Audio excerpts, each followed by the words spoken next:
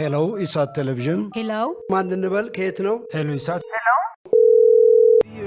ኢሳት ነጻ የህዝብ ሚዲያ ወትሮም ቢሆን የህዝብ አይንና ጆሮ እንደመሆኑ ይህንን የህዝብ ቅሬታ ማስተናገጃ መድረክ አሰናድቷል። በዚህም ያጋጠሙትን ወይም ያስተዋሉትን የመልካም አስተዳደር ችግር፣ የሙስናና የጉዳይ ገዳዮች ጉድኝት፣ የመብት ጥሰትና ስልጣንን ያለአግባብ የመጠቀም ጸረ ዲሞክራሲያዊ አሰራሮችን ይጠቁሙን።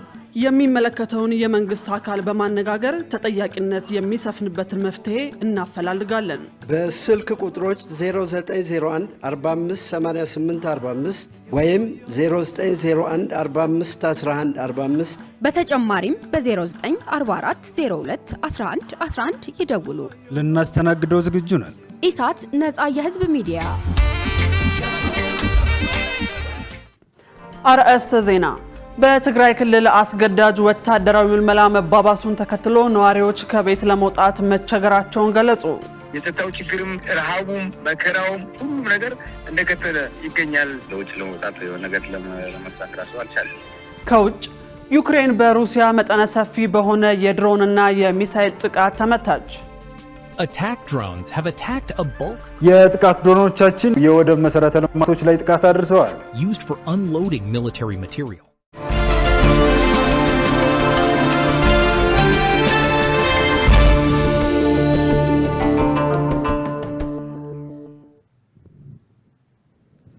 ሰላም ጤና ይስጥልን ውድ ተመልካቾቻችን፣ ከኢሳት ነጻ የህዝብ ሚዲያ የሰዓቱን ዜናዎች ይዘንላችሁ ቀርበናል።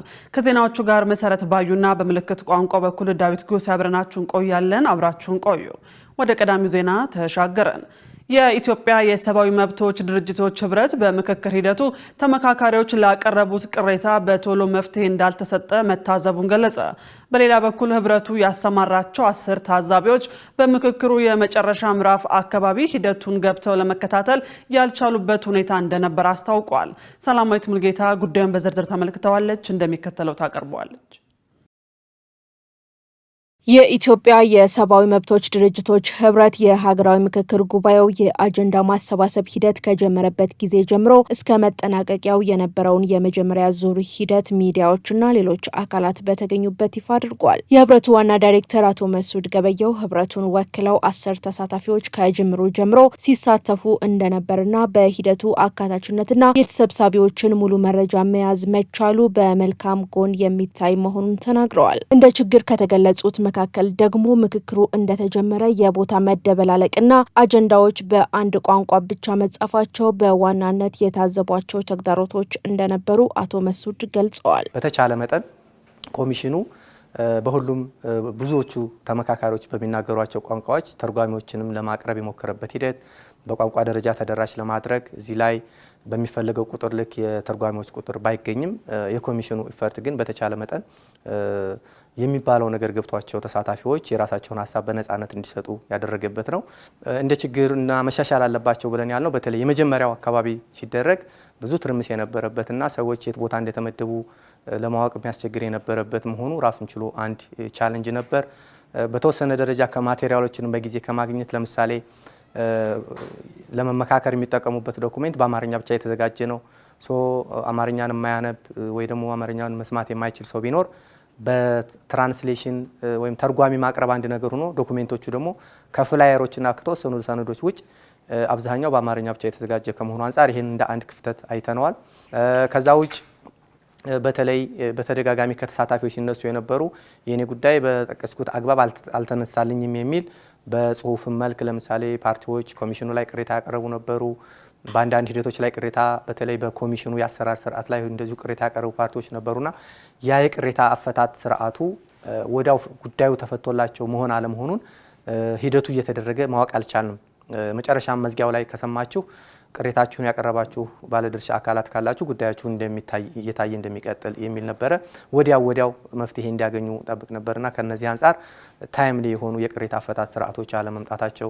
በተጨማሪም ህብረቱ ያሰማራቸው 10 ታዛቢዎች በተለይም የምክክሩ የመጨረሻ ምዕራፍ አካባቢ ሂደቱን ገብተው ለመከታተል ያልቻሉበት ሁኔታ እንደነበር አስታውቀዋል። የተሳታፊዎቹ ቅሬታ ወዲያው መፈታት ሲገባው ወደ መጨረሻው አካባቢ በሂደት እየተፈታ ይሄዳል መባሉን ህብረቱ መታዘቡን አቶ መስዑድ አብራርተዋል። በታዛቢዎችን በኩል እኛ ባሰማራናቸው 10 ታዛቢዎች የተወሰኑ ሴሽኖችን ገብተው ለመከታተል ያልቻሉባቸው ሁኔታዎች አሉ። በተለይ ወደ መጨረሻው ምዕራፍ የክልል ምክር ቤት አንዳንድ ጉዳዮች ላይ ደግሞ ጠንከር ያሉ ውይይቶች በሚደረጉበት ጊዜ ኦን ሬጉላር ባልሆነ መንገድ ያልገቡባቸውና ያልታዘቧቸው አሉ። ይሄንን እንደ አንድ ክፍተት አይተናል። የመረጃ መስጫ ዴስኮች በየቦታው ከተቀመጡ በኋላ ባለሙያዎች አቴንድ ያደረጓቸው ነበረ። ስለዚህ ይሄ ቶሎ ቅሬታም ሆነ አቤቱታ ወይ መረጃ ለመስጠት ያንን በኮሚሽኑ ሰራተኞች በኩል ቶሎ መልስ ለማግኘት የተወሰኑ ክፍተቶችን አይተናል። በሶሻል ሚዲያና በሌሎች አማራጮች የሚመጡ ወሬዎችን ካውንተር የሚያደርግ ጠለቅ ያለ ፍሬ ነገሮቹ ላይ ዝርዝር ያሉ መረጃዎችን ምንም ሂደቱን በማይጎዳ መልኩ ግን ደግሞ ኮሚሽኑ የዚህ ሁሉ መረጃ ባለቤት እንደመሆኑ ከኮሚሽኑ የወጣ ነገር ደግሞ አውተንቲክም ስለሚሆን ያንን ቢያደርጉ ኑሮ የተሻለ ነው የሚል ምልከታለን። የኢትዮጵያ የሰብአዊ መብቶች ድርጅቶች ህብረት በቅርቡ ሙሉ ግኝቱን ለሚዲያና ለሚመለከታቸው አካላት ይፋ የሚያደርግ መሆኑን በመግለጽ በሀገራዊ የምክክር ሂደት አፈጻጸም ምዕራፍ ላይ ተግባራዊ የሚሆኑ 5 የቅድሚያ ትኩረት ነጥቦችን ይፋ አድርጓል።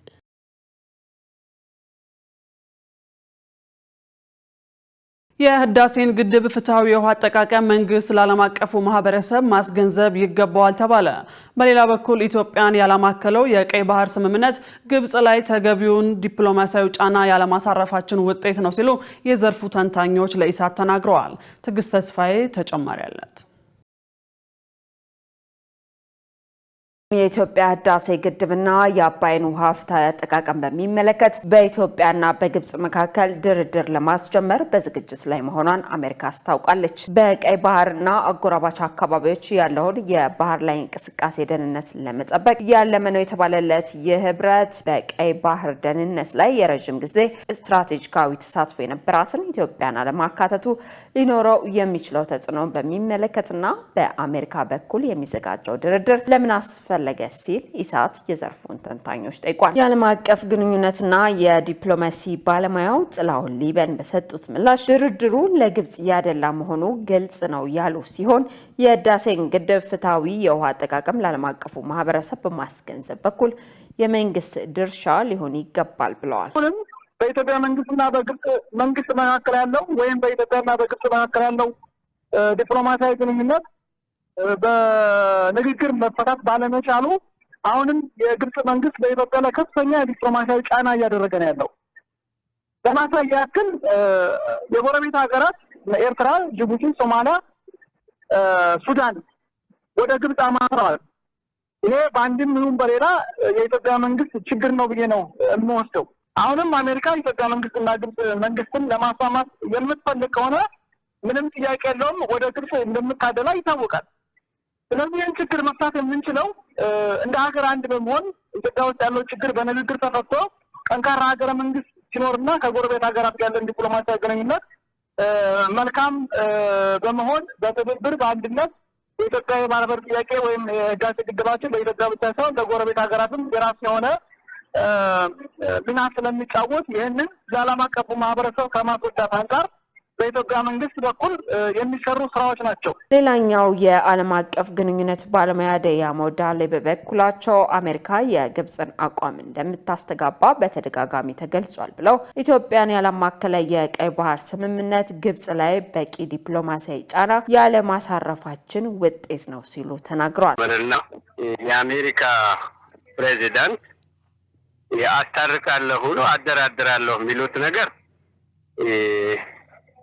የተደጋገመ ነው። አክቹአሊ አደራዳሪ ሳይሆኑ ለግብጽ ተሟጋች ናቸው። ተሟጋችነታቸውን በመጀመሪያ የፕሬዝዳንት ዘመናቸው ጊዜ እንትን ብለዋል።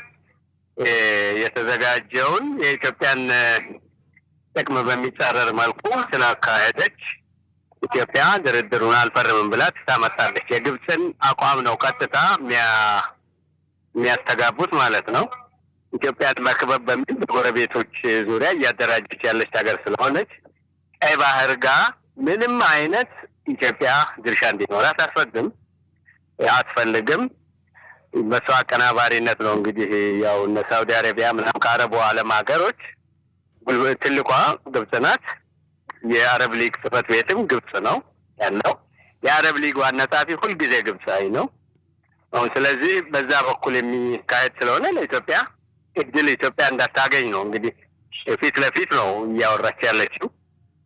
ደብቃም አይደለም። ባህር በር ማግኘት የለባትም ኢትዮጵያ፣ ወደ ባህር መውጣት የለባትም የሚል ስለሆነ ኢትዮጵያ ላይ ጫና ለማድረግ ኮንቴይንመንት ነው በኢንተርናሽናል ሪሌሽንስ ቋንቋ የሚባለው።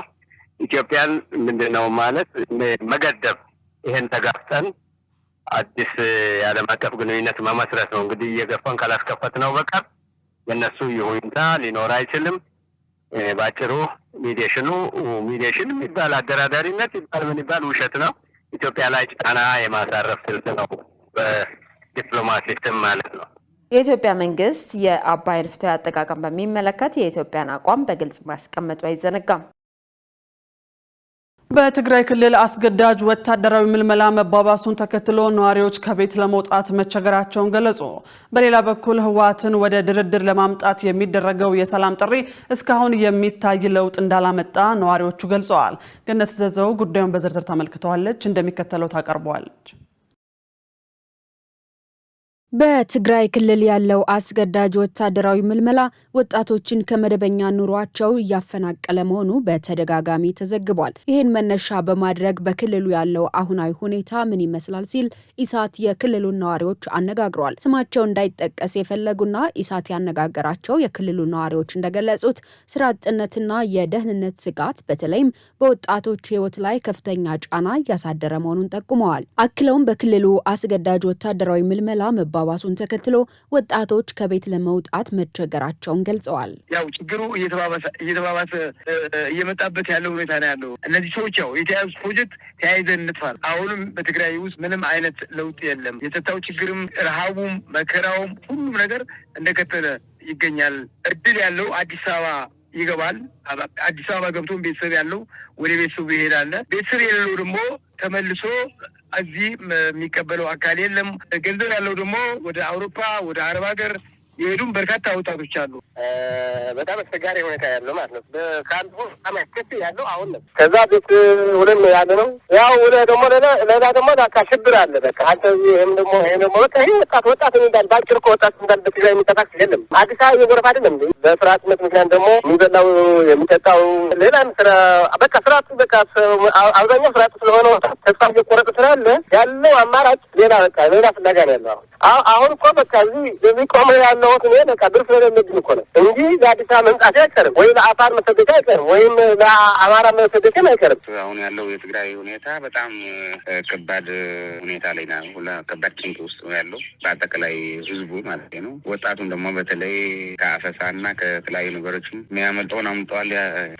ማምለጥም ያልቻለውም ደግሞ እዚሁ በዚህም በዛም እየተሯሯጠ ነው። ከነበረው ሁኔታ ደግሞ አሁን ጠንከር ብሎ ቀጥለዋል። የአፈሳው ሁኔታ ወጣቶችን የማሳደድ ሁኔታ ማለት ነው። ወደ ሰላም የሚያምራበት አካሄድ እየመጣ አይደለም፣ ወይም ወደ ውጭ ለመውጣት የሆነ ነገር ለመስራት ራሱ አልቻለም። ከባድ ጭንቅ ውስጥ ነው ያለው። ህወሓት ወደ ድርድር እንዲመጣ የሚቀርበው የሰላም ጥሪ እስካሁን ተጨባጭ ለውጥ አለማምጣቱ በክልሉ ያለውን የሰላም ጥያቄና የወጣቶችን ስጋት የበለጠ አንገብጋቢ አድርጎታል ብለዋል። ኦባሳንጆ መቀሌ ሄዶ ከደብረጽዮን ጋር ተገናኝቶ አዲስ አበባ መጥቶ ከፌዴራል መንግስት ተገናኝቶ ከሚሉ ዜናዎች ውጭ ይል በስተቀር ሌላው መፍትሄ የሚያመጣ ነገር ያለ አይመስለኝም። ምድር ላይ የዋለ ነገር ያለ አይመስለኝም። ምክንያቱም ህዝቡ እንደምታዩ በችግር በረሃብ በመከራ ውስጥ ነው ያለው። ፌዴራል መንግስት ለምንድን ነው የማይደርስልን? እኛ ተጋሩ ኢትዮጵያውያን አይደለንም ወይ? ለምንድን ነው የምንሳደደው? ለምንድን ነው የምንገደለው? ልጆቻችን ለምንድን ነው በህወሓት ታጣቂዎች እየታፈሱ ወደ ያልተፈለገ ጦርነት የሚወሰዱ? የኦሊሰን ኦባሳንጆን መምጣት መጀመሪያው አይደለም፣ ብዙ ጊዜ ተመላልሰዋል። የትግራይ ህዝብ ደግሞ ሁሌ ተስፋ እንዳደረገ ነው ማለት አሁን ምን ይሆን የሆነ መፍትሄ ያመጣል ወይ እያለ እየጠበቀ ነው። እሱም መፍትሄ ተመልሼ አመጣለሁ ወይም መፍትሄ አመጣለሁ ብሎ ሄዷል። እንዳሉት የሚረዳው የሚያግዘው ካገኘ የትግራይ ህዝብ ሁሌም ሰላም ወዳድና ሰላም የሚፈልግ ነው። ስለዚህ እሱ ብቻ አይደለም፣ ሌሎች የዓለም ሀገራትም መንግስታት እዚህ ውስጥ ገብተው አንድ መፍትሄ ቢያደርጉ ወይም ቢረዱት።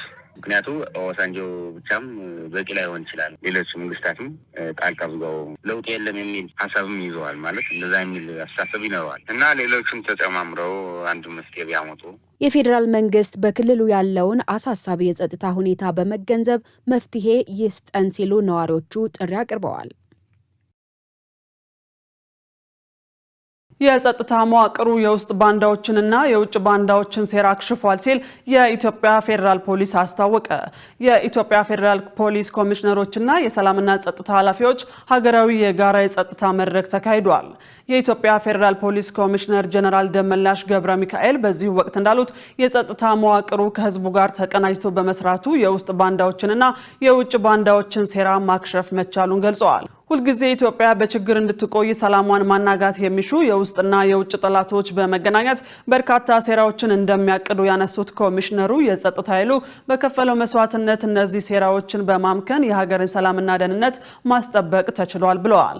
መድረኩ በቀጣይም የኢትዮጵያ ጠላቶች የሀገሪቱን ሰላምና ደህንነት ለማናጋት ከውስጥ ባንዳዎችና ከውጭ ባንዳዎች ጋር ተገናኝተው የሚሰሩትን ሴራ ሁሉ ለማክሸፍ ሰራዊቱ አሁንም ዝግጁ መሆኑን የሚያረጋግጥበትና ለቀጣይ ተልዕኮች ራሱን የሚያዘጋጅበት ነው ሲሉም ተናግረዋል። በቀጣይም የሚካሄዱ ታላላቅ ሀገራዊ ሁነቶች በጋራ በመወያየት በጋራ በማቀድና በመዘጋጀት የጠላትን ሴራ ያከሸፍን በሰላም እንዲካሄዱ ማድረግ አስፈላጊ እንደሆነ መገለጹን ከተቋሙ ያገኘነው መረጃ ያመለክታል። የጤና መረጃ ፖሊሲ ለመቅረጽ በሚያመች መልኩ በአንድ የሚቀናጅ የአሰራር ስርዓት ተዘረጋ። የጤና ሚኒስቴር የታካሚን የጤና መረጃ በዲጂታል አሰራር ለሁሉም ተደራሽ ማድረግ የሚያስችለውን ዲጂታል ሄልዝ ኢንተርፕራይዝ አርክቴክት ዛሬ በይፋ አስጀምሯል። መሳይ ገዛኸኝ ተጨማሪ አላት።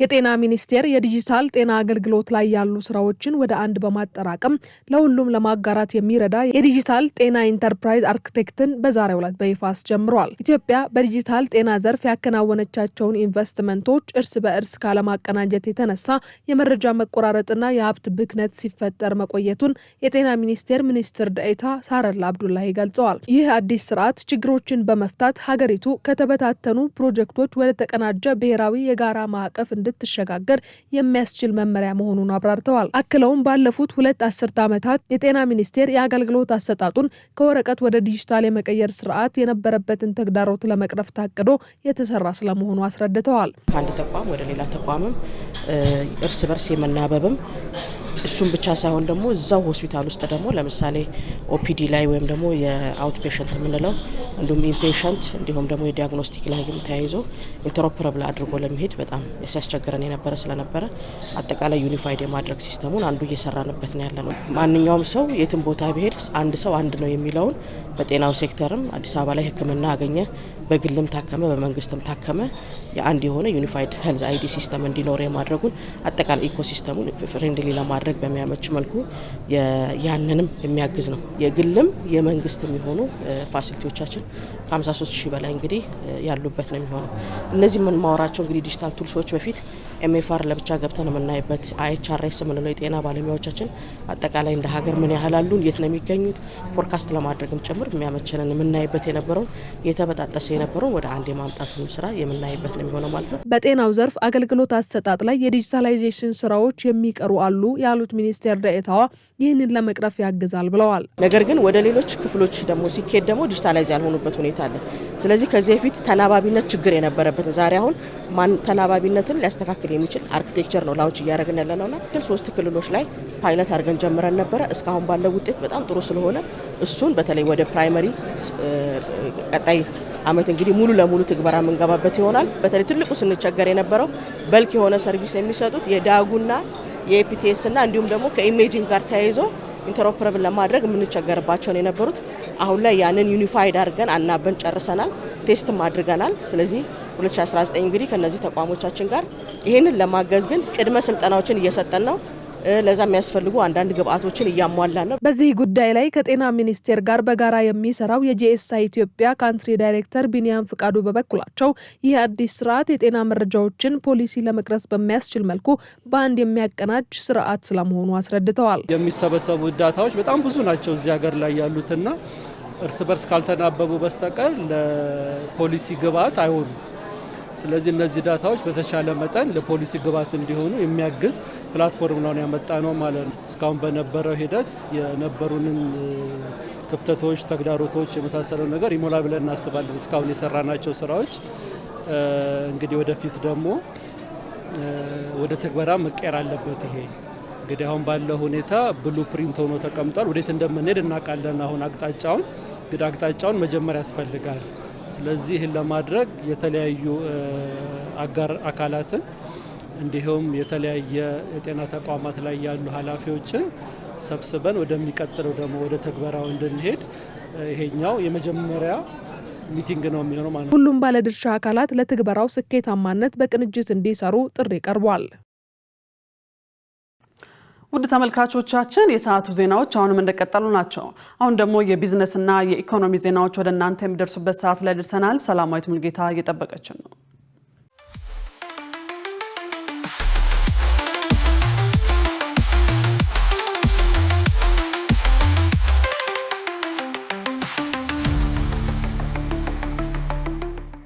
ውድ ተመልካቾቻችን ከኢሳት ነጻ የህዝብ ሚዲያ ለዕለቱ የተዘጋጁ የቢዝነስና የኢኮኖሚ መረጃዎችን ይዘን ቀርበናል። ከዘገባዎቹ ጋር ሰላማዊት ሙልጌታ ነኝ። አብራችን ቆዩ።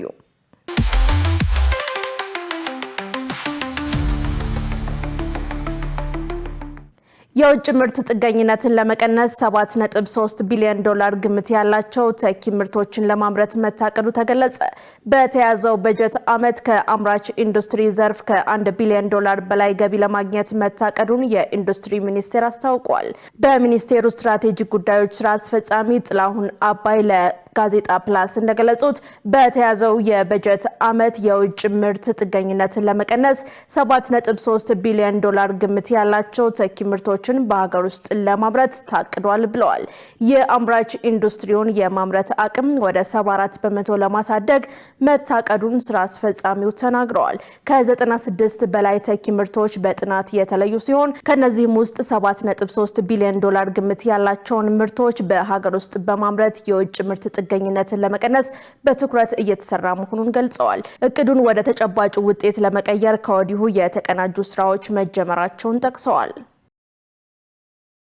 በአማራ ክልል ገቢዎች ቢሮ ከስነ ምግባር ያፈነገጠ ተግባር በፈጸሙ 293 የቢሮው ሰራተኞች ላይ እርምጃ መወሰዱን የክልሉ ገቢዎች ቢሮ ገለጸ። በ2018 በጀት ዓመት ከስነ ምግባር ያፈነገጠ ተግባር በፈጸሙ 293 የቢሮው ሰራተኞች ላይ የተለያዩ አስተዳደራዊ እርምጃዎች መወሰዳቸውን አስታውቋል። የግብር ህጉን የማያከብሩ ከህግ ውጪ ከሆኑ ተግባራትን ሲፈጽሙ በተገኙ 1312 ግብር ከፋዮች ላይ አጠቃላይ 65.6 ሚሊዮን ብር ቅጣትና ሌሎች ህጋዊ እርምጃዎች መወሰዳቸውን ገልጸዋል።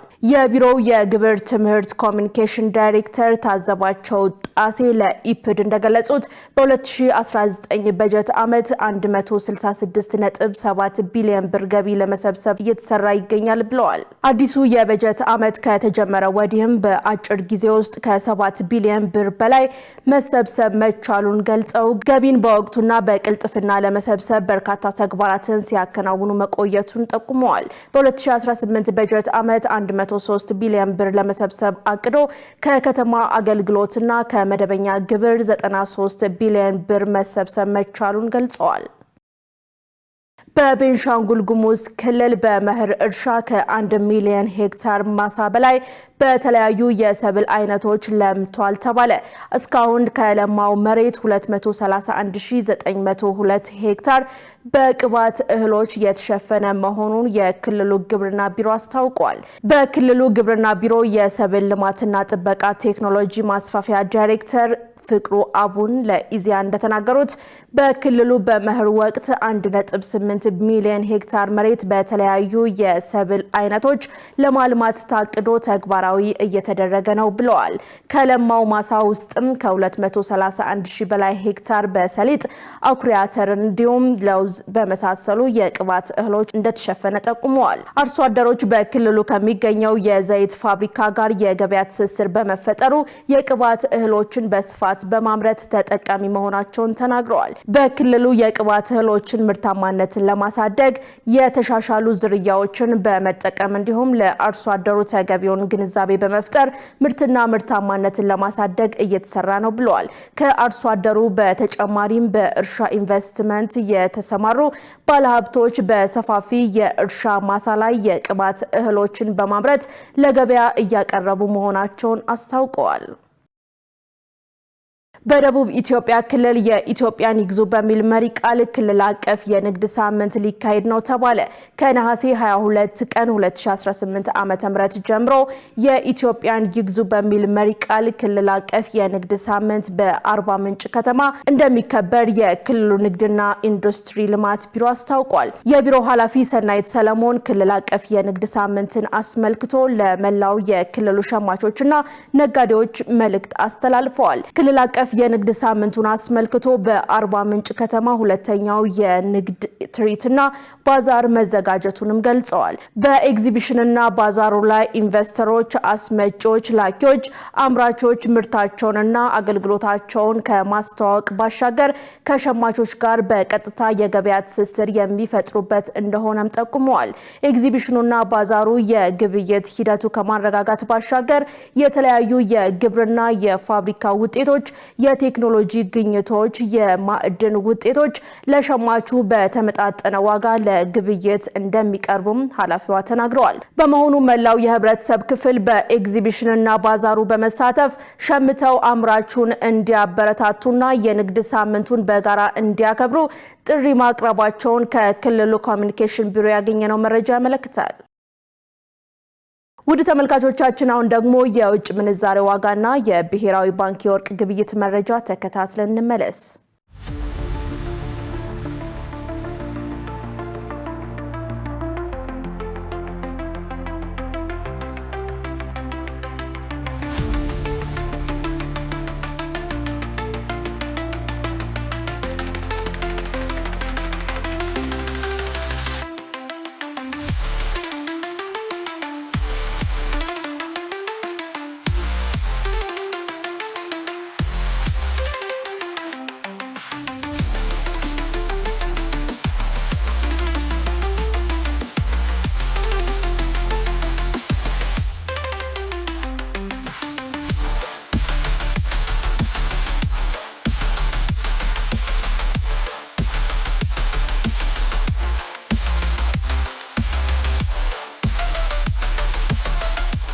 ውድ ተመልካቾቻችን ከኢሳት ነጻ የህዝብ ሚዲያ ለዕለቱ ያዝናቸው የቢዝነስና የኢኮኖሚ መረጃዎች ተጠናቀዋል። አሁን ደግሞ ወደ ቀጣይ ዜናዎች ላሳልፋችሁ።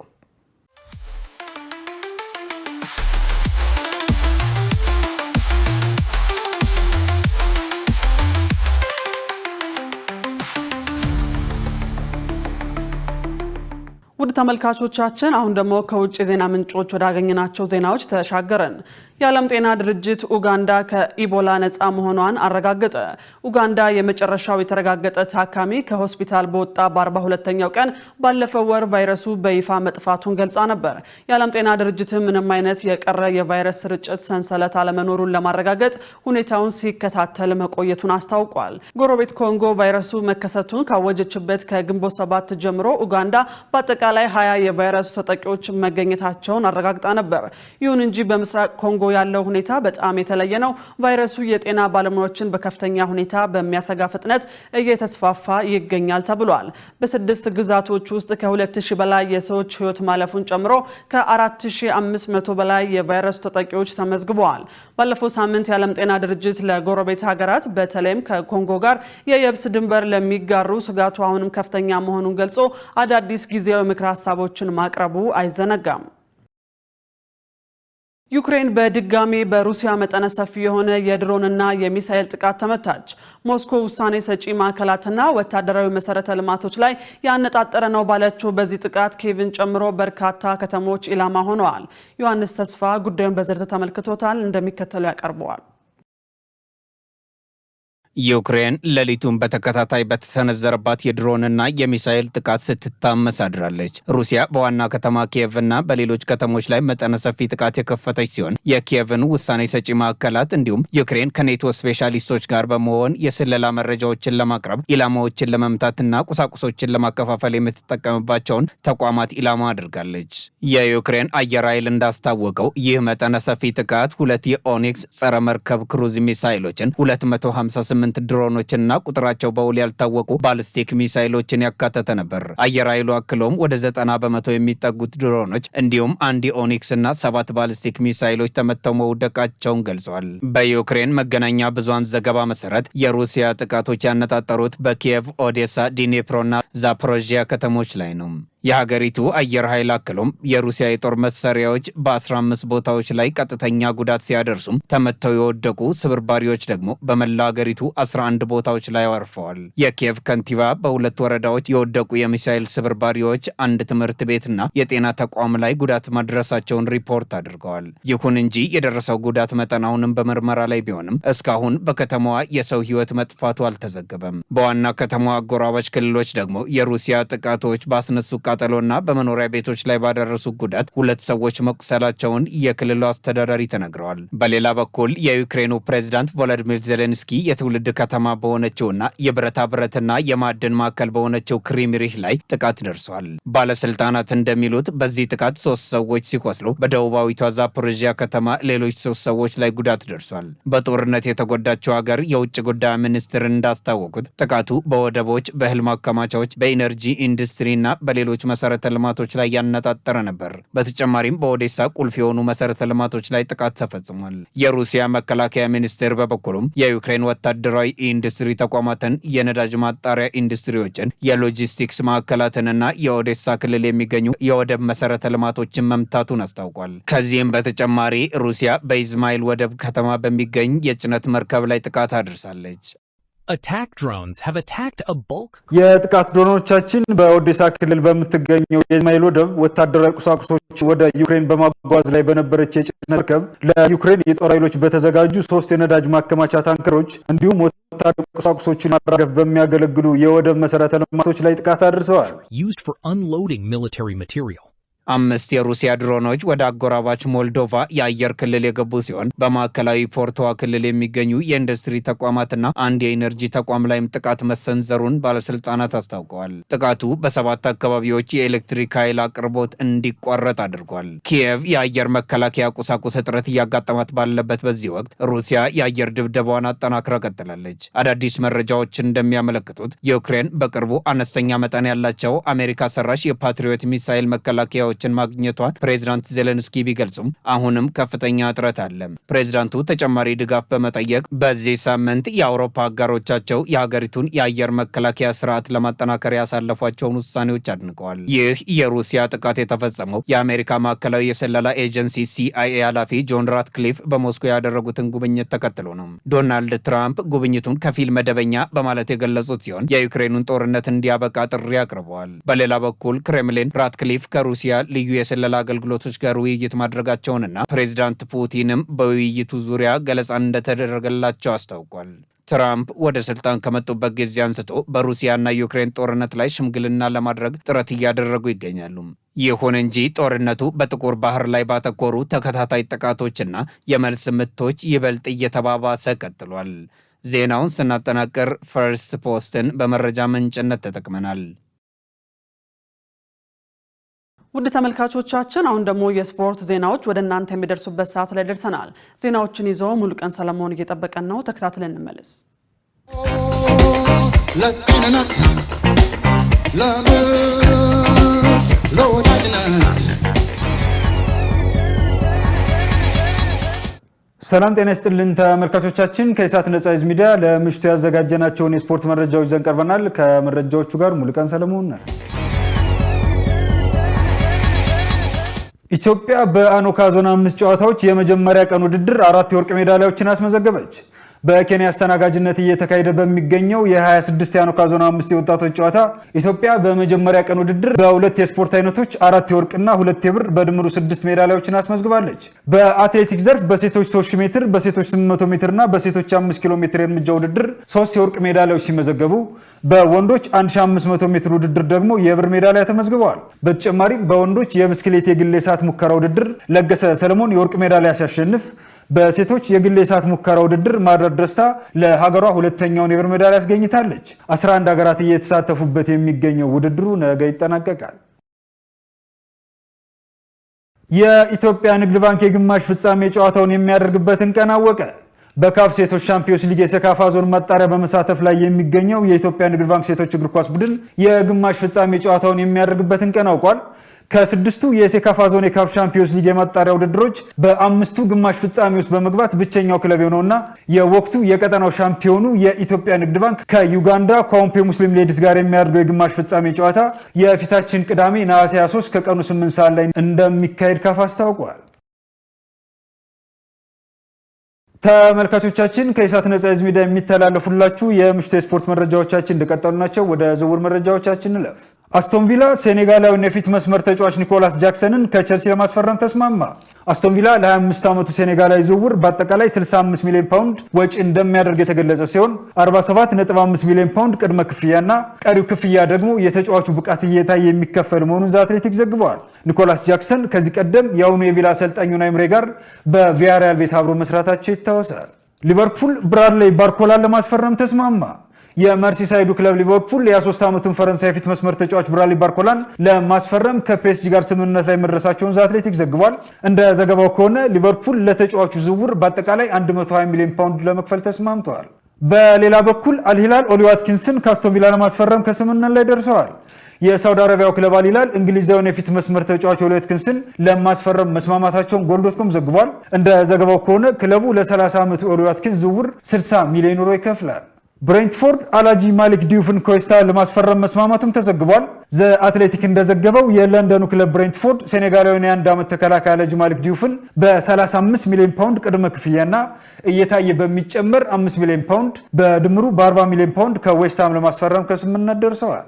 ሌላኛው የለንደን ክለብ ክሪስታል ፓላስ በበኩሉ አክሰል ዲሳሲን በውሰት ከቸልሲ ማስፈረሙን ይፋ አድርጓል። ክሪስታል ፓላስ የ8 ዓመቱን ፈረንሳይ ተከላካይ የመግዛት ግዴታ በሌለው የ1 ዓመት የውሰት ውል ማስፈረማቸውን ዘ አትሌቲክ ዘግቧል። ተመልካቾቻችን ከኢሳት ነጻ ህዝብ ሚዲያ ለምሽቱ ያዘጋጀናቸው የስፖርት መረጃዎቻችን የተከታተሏቸውን ይመስሉ ነበር። ከመረጃዎቹ ጋር ሙሉቀን ሰለሞን አብሬያችሁ ቆየው። መልካም ጊዜ ይሁንላችሁ። ለጤንነት ለምት ለወዳጅነት ውድ ተመልካቾቻችን ከኢሳት ነጻ የህዝብ ሚዲያ የሰዓቱ ዜናዎች በዚሁ ተጠናቀዋል። ከዜናዎቹ ጋር መሰረት ባዩና በምልክት ቋንቋ በኩል ዳዊት ጎስ ያብረናችሁ ቆየን። ጥሩ ጊዜ ከኢሳት ጋር ሰላም።